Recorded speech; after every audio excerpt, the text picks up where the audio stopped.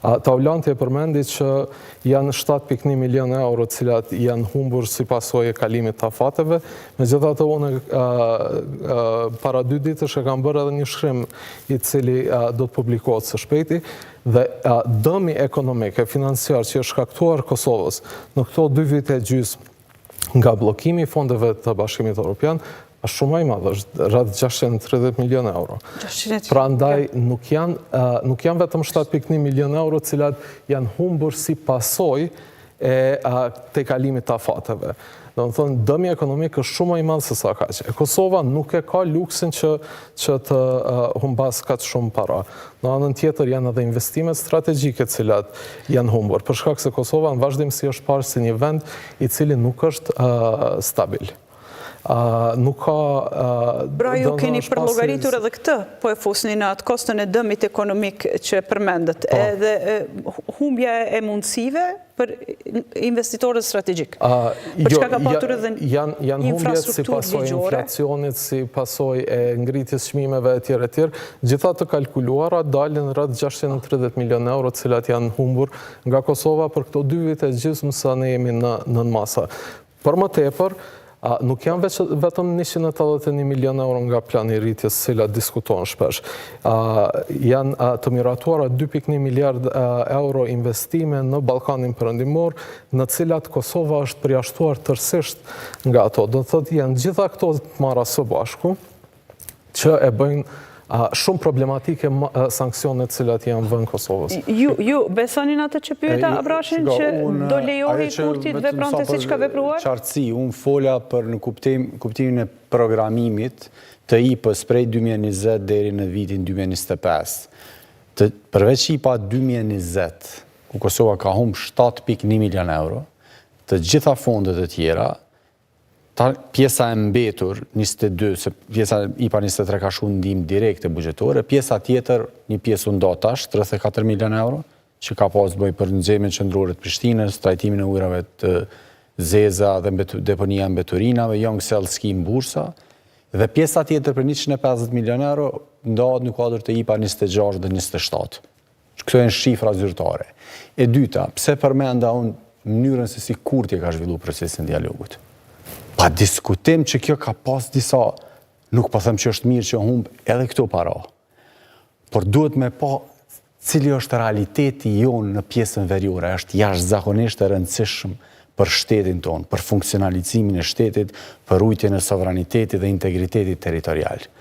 Ne kemi pas një marrëveshje të dakorduar, që është marrëveshja e Brukselit, e cila flet për marrëdhëniet e mira fqinjësore, që janë frym prej Selanikut e Këndej, për bashkëpunimin rajonal, për parimin e barazisë sovrane të shteteve, që janë pjesë apo vlera të cilat burojnë nga Karta e Kombeve të Bashkuara, për mos pjesë pengesën e njëra tjetrës në antarësim në organizata ndërkombëtare, për mos përfacimin e njëra tjetrës jashtë, për zgjedhjen e mosmarrëveshjeve në mënyrë paqësore, etj.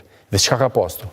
Këtu ke pas sulm terrorist që ka ndodhur në Banjsk, i cili ka pas për qëllim definitivisht, është e prekshme, e dukshme. Po kjo ndodhi në shtator 2023-ës. Sakt, që në fillim, që nga vendimi për targat, pra, kur u përshkallëzua situata të vazhdueshme e qeverisë, aty ka filluar kjo thyerja, le të themi, e komunikimit normal me shtetet e BE-s. Ka pas një qasje të ndryshme nga e kaluara, në kuptimin kemi provu me një lloj... Dhe kjo nuk ju ka pëlqyer atyre të BE-s, cilët janë mësuar që të kenë paqe me çdo kush një farë forme këtu. Unë nuk du me thonë që ne mundemi me ecë pa BE-n dhe pa Shtetet e Bashkuara. Është iluzion. Kjo puna e koordinimit, unë asnjëherë nuk mendoj që ata s'kanë qenë të informuar për çdo proces në atë pjesë. Problemi është që mund të mos kenë qenë të dakorduar për shpejtësinë, dinamikën dhe vendosmërinë me bon një ndryshim të realitetit atje. Unë mendoj që ndalimi i dinarit, të përmendim më herë, ka qenë vendim i drejtë, nuk ju ka pëlqyer në kohë. Çështja e targave, çështja e letër njoftimit, çështja e Bankës Popullore të Serbisë, çështja e postës serbe atje, ku janë menaxhu parët, çështja ku Radojčić ka qenë ai që ka përcaktuar dinamikën e zhvillimeve në atë pjesë. Por ai ka qenë shefi në kuptimin praktik i asaj status quo në veri. Kur ka dashur e ka mbajt, kur ka dashur e ka prish. Sot, është një realitet tjetër. A ka prodhu disa pasoja, i ka prodhu disa pasoja. Po është mirë për shtetin e Kosovës çaj realitet që atje. Është jashtëzakonisht pozitiv. Është jashtëzakonisht lajm i mirë. A ka përfundu çështja e sovranitetit? Jo.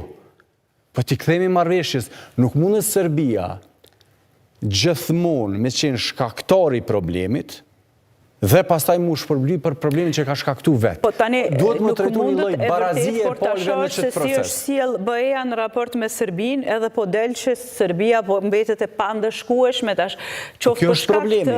të raporteve me Rusinë dhe zhvillimeve të reja që kanë ndodhur në pozicionin e Evropë. dy kapela që ka luajtur Serbia, Qoftë pajtona. për shkak të diplomacisë serbe që ja del të Mirë, po luajë sot siç me luan. gjithatë Mimoz, nëse e marrim edhe thash dhe ligjin kombëtar të mbrojtjes së Shtetit Bashkuara të Amerikës. Aty pak a shumë edhe po vizohet mënyrë të qartë rrugtimi.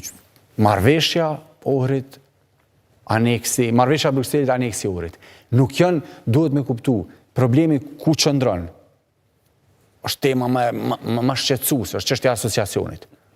Asociacioni na prishi punë edhe në antarësimin në Këshillin e Evropës. I cili ishte i pa drejt, duhet me thonë këta, në kuptimin procedural dhe ligjor. Unë e kuptoj që në fund politika vendos. Por në rast se nuk është eliminuar tërësisht mundësia për krijimin e asociacionit, pra vetëm është shtyrë momenti se kur do bët asociacioni, ndërkohë ne humbëm rastin të antarësohemi në Këshill të Evropës, atër a mund të themi se i avleti se si veproi kjo qeveri në atë moment, e që tani mund të konsiderohet moment i humbur?